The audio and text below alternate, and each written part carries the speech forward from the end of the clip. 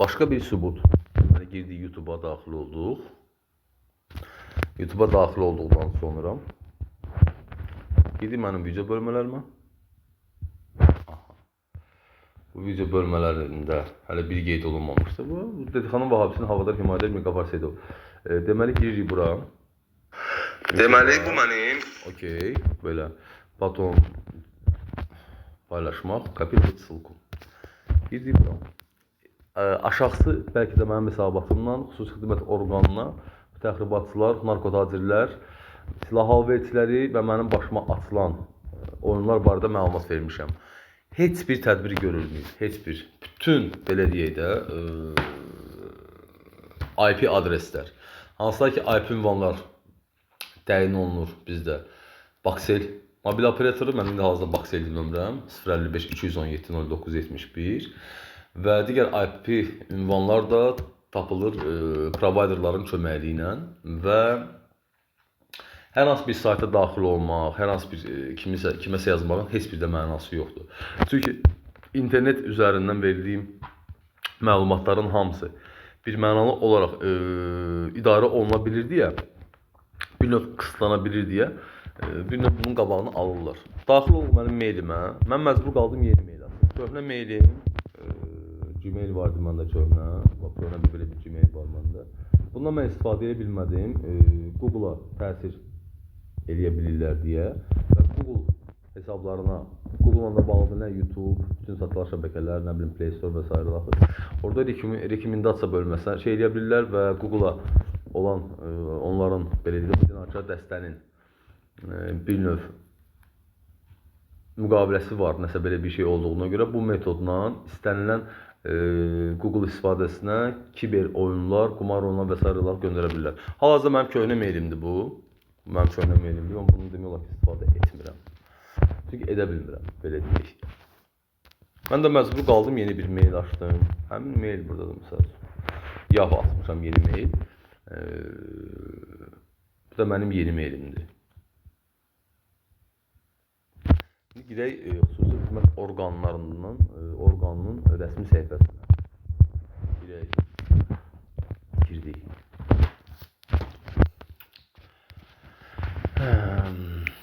Yazaq, dövlət xidməti. Dedəxam. Bu da bizim dövlət xidməti. Düzdürmü? Girək əlaqə bölməsinə. Əlaqə bölməsinə.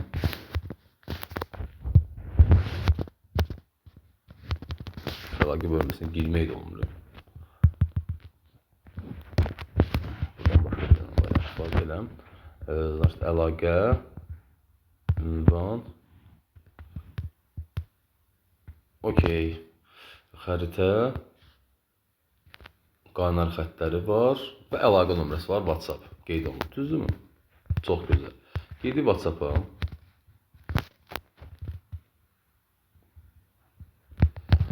Qeyd elədik.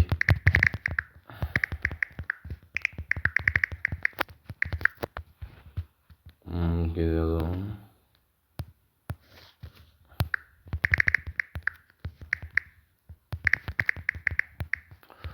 Vahabi əməkdaşınız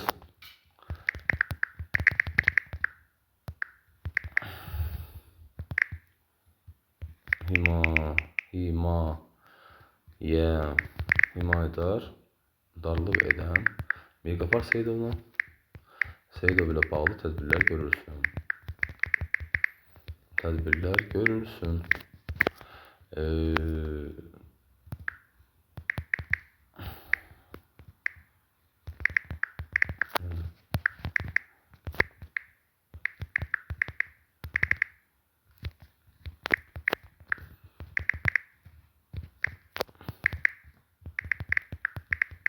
Qarşı alınıb.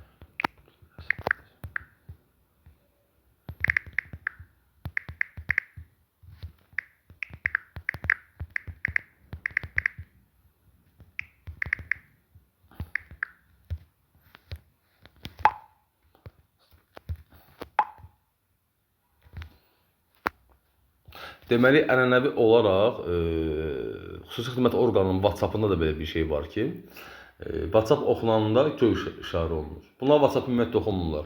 Arada bir bu bizim bu Əbdülvahabdan əmələ gəlməm, damətdir, qamətdir, nə zibildir, bilmirəm adlı fəalidir. Bu şeyx özünü hesab edən axmağın sözləri ilə oturub duran cənab general polkovnik Nağıyev ola dura əmrləri, komandaları bu şeyxlərdən alan, əmir və narko tacirliyi eləyən və mənə hətta tutduran pul müqabilində mənə tutturmuşdu Cəlalın əli ilə, Nəsimi rayon polis idarəsinin əlinə mənə vaxt tutturmuşdu. Və tuturduğu şəxslərin hal-hazırda cinayətlərinin izini itirməklə məşğuldular və çox çirkin, həddən artıq çirkin oyunlar gedir. Rüşvət üzərində qurulmuş, tapşırıq üzərində qurulmuş və kimə də nə söz deyirsən, hamı deyir ki, mənim adamım var, falan idarədir. Mənim özümə çox maraqlı gəlir ki, bu şəxslərin adamları kimdir? Əsas adamı Mirqafar Seyidov 1, Qafqazın şeyxi, narkotacir 2. Qalib Salasadən adını çəkməm, öyle bir fiqur deyil. Bu təxribatçıların içərisində Qalib Salasadə kimdir ki? Alfons, həyatı yaşayan bir şəxs. Utanç verici bir məqam bundan ibarətdir ki, çox utanç verici bir məqam bundan ibarətdir ki, Mirqafar Seyidovun əlbir olduğu şəxslər var. Kimdir bu şəxslər? Sumqayıt Arif ləqəbli, özünü oğru hesab edən, İlqar adında özünü avtoritet hesab edən şəxs. Kimdir İlqar? Dəfələrlə cəza çəkmə müəssisəsində olub, son dəfə olub 11-ci kolonda cəza çəkmə müəssisəsində. Orada da olanda əlindən sintezator yerə düşməyən və mütəmadi olaraq oranın əməkdaşlarının əlaltılıq eləyən, konsertlər tərtib edən bir şəxs olub. İndi özünü avtoritet hesab edir. Yəni, mənim üçün bu çox utanç verici bir haldır. Həqiqətən utanç verici bir haldır. Bu adamlar tək Azərbaycan dövlətinin yox, həmçinin də cənab nazir general polkovnik Vilayət Eyvazovun, həmçinin də general mayor Əbülfət Rızayevin düşmənləridirlər. Bu adamlar Azərbaycan xalqının düşmənləridir və məlumdur ki, bunların əsas məqsədləri Azərbaycan dövlətinə və xalqına qarşı hansı məqsədləri var idi. Çox çirkin məqsədləri var idi. Çox təxribat xarakterli, təxribat əsaslı, cinayət məsuliyyəti daşıyan, cinayət izi olan bu adamların çoxlu cinayətləri var. Mütəşəkkil bir cinayətkar qruprovkadırlar. Mən daimi olaraq bu şəxsləri haqqında yadıma düşəndə bizim bu qara kəmər əməliyyatı yadıma düşür. Yəni ki, onlarla müqayisədə bunlar, yəni ki, onlar heç kimdir qara kəmər əməliyyatı, yəni heç nə idi. Bu daha da güclü bir qurumdur. Dövlət daxilində bildiyiniz dövlət yaradıblar. Məqsədləri göz qabağında. Azərbaycan təhsilini məhv eləmək, Azərbaycan gənclərini məhv eləmək, Azərbaycanda silah alverini həyata keçirmək, narkotik dövrəsini həyata keçirmək, kiber cinayətkarlıq və əsas cinayətkarlıqların əsas belə deyəcəm, təməli nə üzərində qurulub, yenidən sosial şəbəkələrin idarə olunmağı və xaricə məlumat ötürmək. Azərbaycan Respublikasının vətəndaşlarının məlumatlarını xaricə göndərməklə məşğuldurlar bu şəxslər. Allah bəlalarını versin inşallah. Çox məyus edici, çox qəmli bir haldır ki, bu cinayətkar dəstənin başında duran düz şəxs Vahabidir və özü də xüsusi xidmət orqanının əməkdaşıdır. Çox qəmli bir vəziyyətdir. Mənim üçün bu kədərli bir vəziyyətdir. Mən bir daha qeyd eləmək istəyirəm ki, mən çox gözəl xatırlayıram ki, bizim dəyərli generalımız, dəyərli nazirimiz, bizim əziz nazirimiz, cənab nazir Eldar Mahmudovun dövründə bir mənalı idi ki, 2013-cü ilə qədər idi, 13-cü ilə qədər bir əmr də var idi. 11-ə qədər 100% var idi. Dəqiq biləm ki, 11-13-cü ilə qədər 100% var idi ki, heç bir hüquq mühafizə orqanı əməkdaşı hər hansı bir dini radikal mövqeyə sahib olmalı deyil, qadağandır və dərhal işdən azad olunmalıdır. İndiki vəziyyətdə 2026-cı ildə bir daha Eldar Mahmudovun sözləri öz təsdiqini tapmaqdadır. Allah ona can sağlığı versin. Cənab nazir o vaxtı bilirdi. Profesional bir insandır, profesional bir mütəxəssisdir, çəkist adamdır, bilirdi nəyə görə nə, hansı əmrlər vermək lazımdır. Çox təəssüflü hissi içərisində bildirirəm ki, çox təəssüf edirəm ki, bu şəxslər hal-hazırda bu Vahabilər, bu Əbdülvahabdan əmələ gəlmələr artıq gəlib bizim xüsusi xidmət orqanına qədər çatıblar. Və mən hesab edirəm ki, Azərbaycanda Vahabiliyin, Vahabiçiliyin bu qədər inkişaf eləməyi məhz təməlində elə bizim xüsusi xidmət orqanında, mediada işləyən, Alatava ərazisində yaşayan şəxsdir və hansı ki, o çirkin oyunlarını, o çirkin əməllərini özü kimi axmaq Vahabilərin, mülki vətəndaşların əli ilə eləyir. utanc verici bir məqamdır. Yəni utanc verici bir məqamdır. Belə bir mən tez-tez təxribat sözünü istifadə edirəm, çünki bu həqiqətən təxribatdır. Nədir təxribat? Bəziləri təxribat sözünün mənasını anlamadığına görə təxribat nə deməkdir? Hər hansı bir dövlət daxilində xarici vətəndaş əli ilə törədilmiş cinayət bu təxribat xarakterli bir cinayət məsuliyyət daşıyır. Məsələ də bundan ibarətdir. Yəni ki, bu adamlara kim icazə verir ki, mənim başıma ümumiyyətlə bu qədər oyunlar açsınlar, mənim ailəmi dağıtsınlar? Mirqafar Seyidov, yəni ayıb olsun, həqiqətən ayıb olsun. Mən heç gözləməzdim ki, Mirqafar Seyidov kimi bir şəxs gedib oğru, özünü avtoritet sayan küçə adamlarına özünü tay tutsun. Bu da bir mənalı sübutdur ki, Mirqafar Seyidov havadardır, himayədardır və Baş Mütəşəkkil Cinayətçilik Mübarizə İdarəsinin şəxsi heyəti General-Mayor Rzayev dura-dura, General-Mayor Əbülfət Rzayev dura-dura əmirləri, tapşırıqları Mirqafar Seyidovdan alırlar. Bütün tapşırıqları. Mənim 2012-ci ildən bu yana da, yəni başıma açılmayan oyun qalmayıb, həqiqətən qalmayıb. Bu xüsusi xidmət orqanında oturan şərəfsiz, bu ləyaqətsiz, özünü bu alatavada avtoritet hesab edən, zabit şərəf və ləyaqəti olmayan, Azərbaycan zabiti adına ləkə, Azərbaycanlı adına ləkə olan şəxs özünü, nə bilim, nə hesab edir bu adam? Həmən bu şəxs. Mən çox gözəl xatırlayıram ki, 2012 idi səfərimiz, 12-ci ildir, 13-cü illər idi, 13-cü il idi səfərimiz, 13-cü, 2013 idi. Bir nəfərlə bizi tanış elədi. Adı Elbrus idi, şahmat klubunun yanında qalırdı və həmən vaxtlardan bu adam belə bir maxinasiya ilə məşğuldur. Həmən vaxtlarda həmin o Elbrus Dələduz özü də keçmiş xüsusi xidmət orqan əməkdaşı olub. Səhv eləmirəmsə, əslən Göyçaydandır, səhv eləmirəmsə. Və Elbrusun, bu bizim Əbdülvahabdan əmələ gəlmənin yaxınıdır. Çünki bu Vahabi öz çirkin əməllərində ya keçmiş xüsusi xidmət orqan əməkdaşlarından istifadə edir, ya mülki vətəndaşlardan istifadə edir, ya da özü kimi Vahabilərdən. Elbrus köhnə dövlət təhlükəsizlik xidmətinin əməkdaşı olub. Rüşvətxorluğa görə və bir növ dələduzluğa görə işindən azad olunmuş şəxsdir. Məni tuturandan sonra Elbrusu ölü kimi qələmə verdilər. Elbrus əslində ölməmişdi. Elbrus sadəcə olaraq bu şəxslərə lazım idi ki, məni dələduz kimi ləkələsinlər adımı və bir növ məni tutursunlar deyə. Məni də tuturma səbəbləri bu idi ki, Süleyman və Xəyali adında bir pozğun xanımın, həyatında başqa bir oğlan da var idi. Həmən oğlan da Qalib Salasədənin oğludur, Alfons Qalib Saladənin oğludur. Bu adamın kişi kimi qeyrət çatmadı ki, mənim qabağıma çıxsın. Hansısa bir pozğuna görə məni tuturdu və məni bir növ tutturaraq cinayətimi, mən törətmədiyim bir cinayəti boynuma almaq məcburiyyətində qaldım. Çünki mənim xasiyyətimdə bu var, mənim şəxsiyyətimdə bu var. Mən heç vaxt icazə vermərəm ki, mənim yanımda olan hər hansı bir insana zərrə qədər də olsun ziyan dəysin. Yəni, mənim ailə əxlaqım, ailə tərbiyəm biraz başqa cür olub. Mən heç vaxt anamdan, heç vaxt atamdan və ailə üzvlərimdən nəyəsə görə istifadə etməyi bacaran bir insan olmamışam.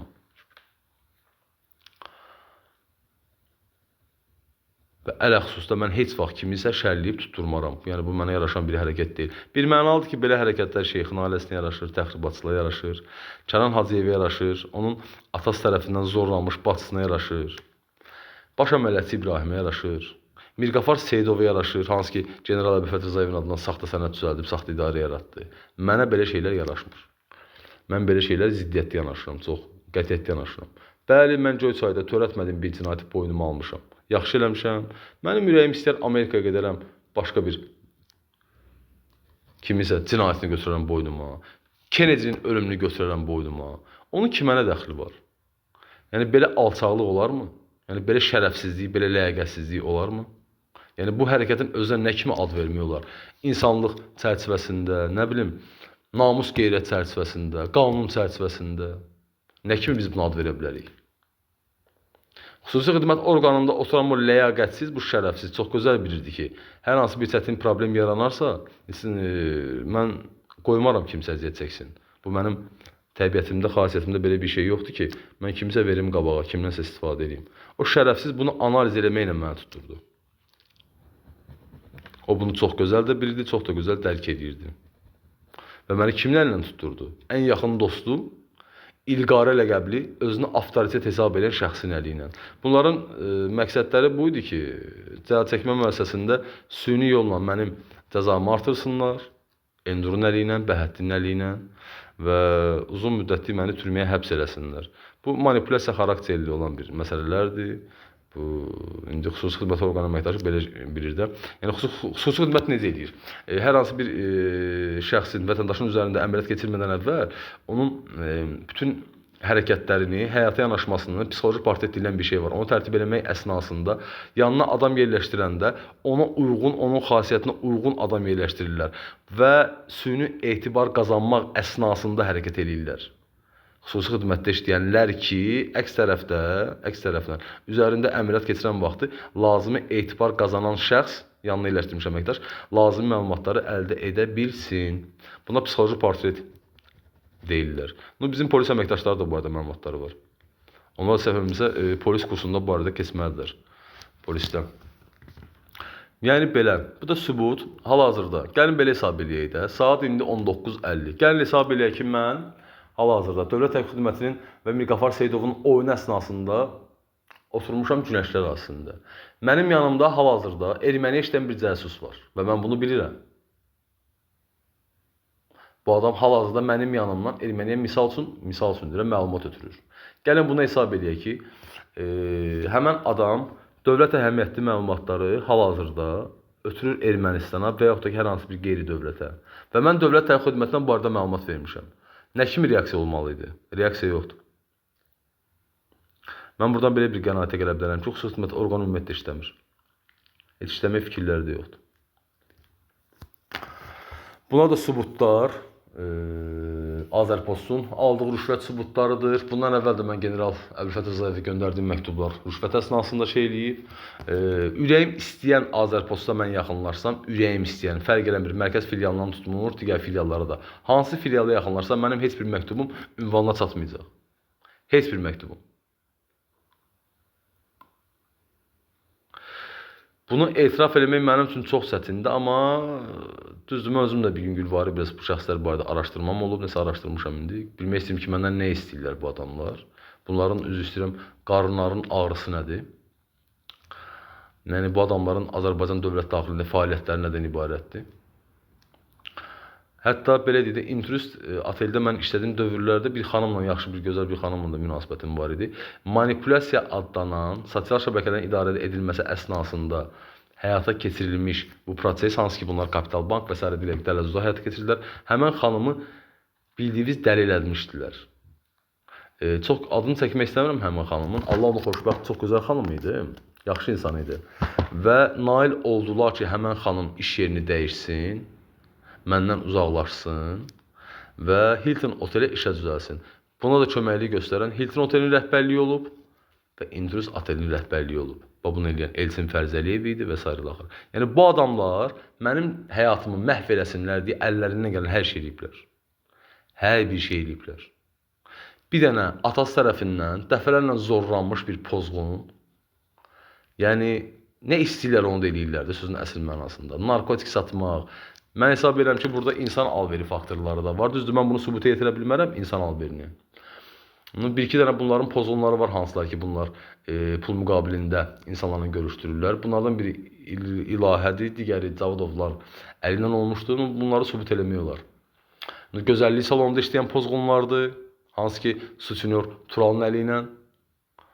Bunlar Tural'la bir növ havadarlıq eləyir də. Yəni, bu şəxslərin cinayətləri həddindən artıq çoxdur. Həddindən artıq çoxdur.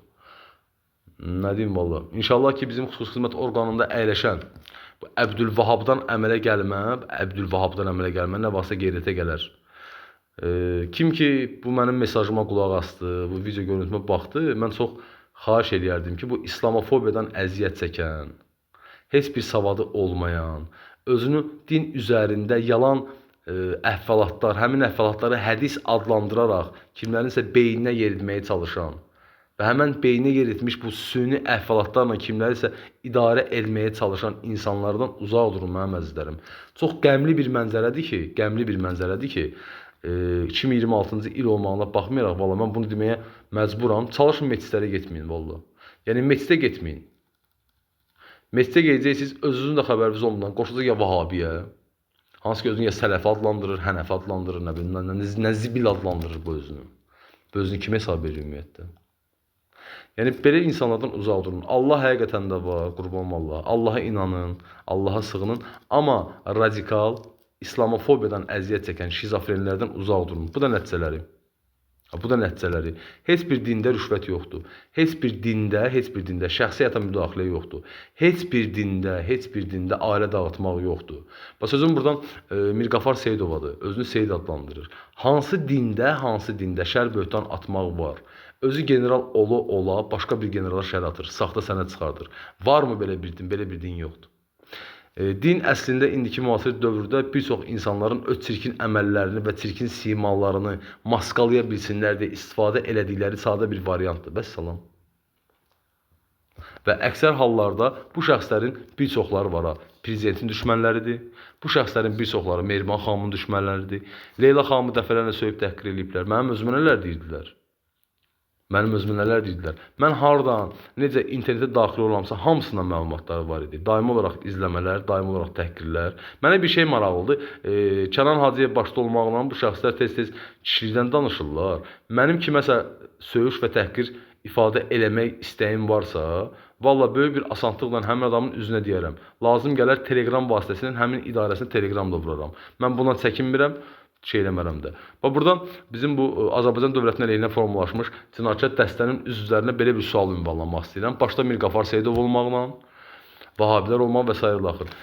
Kiminsə, indi söhbət yenə deyirəm, burada artıq qanundan yox, burada mənəviyyatdan, burada kişilikdən gedir. Kimsə, möhtərəm prezidentimiz və onun ailəsinin qarşısına çıxıb, mənə dediyi sözləri onların ailəsinin üzünə deyə bilər. Axı biz burada kişilikdən danışırıq. Kimsə, belə deyək də, mənim ünvanıma deyilən sözləri, möhtərəm prezidentin, mən də burada sözləri demək istəmirəm, çünki həmin sözlərə birinci ailə və onun ailə üzvləri qətiyyən layiq deyirlər. Amma hardasa məcburam. Ona cənab prezident dəfələrlə debil deyiblər, cənab prezidentimizin ünvanı dəfələrlə söyüblər, cənab prezident dəfələrlə təhqir ediblər. Mehriban xanımın ünvanına ilahi nələr deyiblər. Mənə nələr adlandırıblar ki, sən ailəninlə qoruyucusan, nəysən, axmaq-axmaq mənə sözlər deyiblər. Mən demokratik, azad bir ölkədə yaşayıram. Mənim ürəyim istəyər, mən şıllaq ataram. Mənim ürəyim istəyər, dombalaq aşaram. Mənim ürəyim istəyər, gedərəm müzgüçülüyə, şahmat oynayaram. Nə bilim, mən ürəyim nə istəsəm onu eləyə bilərəm. Mənim ürəyim istəyər, gedərəm yapa üzv olaram. Mənim ürəyim istəyər, bir sözlə də azad vətəndaşam. Və buna görə kimlərsə mənim azadlığımı mənim əlimdən ala bilməzlər, mənim əzizlərim. Xüsusi xidmət orqanında belə bir şəxsin olmağının özü də böyük bir həyəcana və böyük bir təşvişə siqnaldır. Allah bu vahabilərin bəlasını versin. Misal üçün, kimlərsə Kapital Bank dərəcəliği dəstək xətti ilə prezidenti, onun ailəsini söymək üçün xarici vətəndaşlardan istifadə edirdilər. Düzdürmü? Mən amma belə deyək də, mənim damarlarımda Azərbaycanlı qan axır. Mənim damarlarımda Koroğlunun, Babəkin, Cavanşirlərin qan axır. Şükürlər olsun ki, mən erməni, rus, ələxsusda ki, fars və türk deyiləm. Bu türklə fars sözünü bizim bu vahabilərə çatdırıram. Bizim bu şeyxin ailəsini çatdırıram. Mənim də kiməsə qarşı bir sözüm olanda açıq-aşkarca mən sözümü rahatca ifadə edə bilərəm. Və heç bir bizdən də, heç kimdən də qorxmuram. 2023-cü ildə məni təcili tibbi yardım maşına vurub öldürmək istədiniz, sizə alınmadı və bunu eləyə bilmədiniz. Eləmək isə yenə cəhdlər göstərə bilərsiniz. Mən hər bir halda öz şəxsi mövqeyimdə qalan bir insanam və qalmalıyam da. Və heç bir halda mənə və mənim xalqıma pislik eləməyən şəxsləri mən heç vaxt söyüb təhqir eləməyəcəm. Və bu mənim bir fikrim də yoxdur axı. Məlum məsələdir. Azərbaycanın indiki inkişafı və s. ilə axır, hamısı göz qabağında olan hallardır, belə deyim də. Və o şəxslərin söyülməyi, ona görə mənim təhqir olunmağım, mən hesab edirəm ki, bu yola verilməz bir haldır. Əgər ki, məni təhqir eləməksənsə, mənim mobil nömrəm var. Zəng elə adam kimi sözlüdünə. Yəni ki, salam Məcid. Misal üçün Əli Hüseyin Salasadır. Salam Məcid, sənin danışdığın xanıma gözüm düşüb. İstəyirəm ondan ayrılasam. Buna görə adam tutturmaq, banda yaratmaq. Bu nə dərəcədə düzgün bir yanaşmadır məsələyə. Gedirsən, Bəhəddinin yanına kurs keçirsən. Ondan sonra Acun xanımın yanına kursa gedərdi də bunlar, Acun Kazımovanın. Valla bu adını Mirqafar Seyidov başda olmaqla Acun Kazımovanın bunlardan daha çox qeyrəti var. Həqiqətən bu belədir. Dəhşətli bir mənzərədir. Baxın, 19:59 oldu. Hələ də göyərməyib bunlar. Amma göyərməli idi. Budur vəziyyət. Xüsusi xidmət orqanı əməkdaşı mən belə hesab edirəm ki, tərəfkeşliklə məşğuldular. Azərbaycanın hüquq mühafizə orqanları sözün əsl mənasında Azərbaycan dövlətinin və dövlətçiliyin əleyhinə olan cinayətkar qruprovkanın tərəfini saxlayırlar. Bir mənalı olaraq. Və hamısı da küllü miqdarda rüşvət alıblar. Hamısı. Və hamısı da azadlıqdadır. Kənan, o birisi Kənan, nə bilim, oğruları, bunların nə bilim, avtoritetləri, bunların nə bilim, ar uşaqları özünü hesab edən.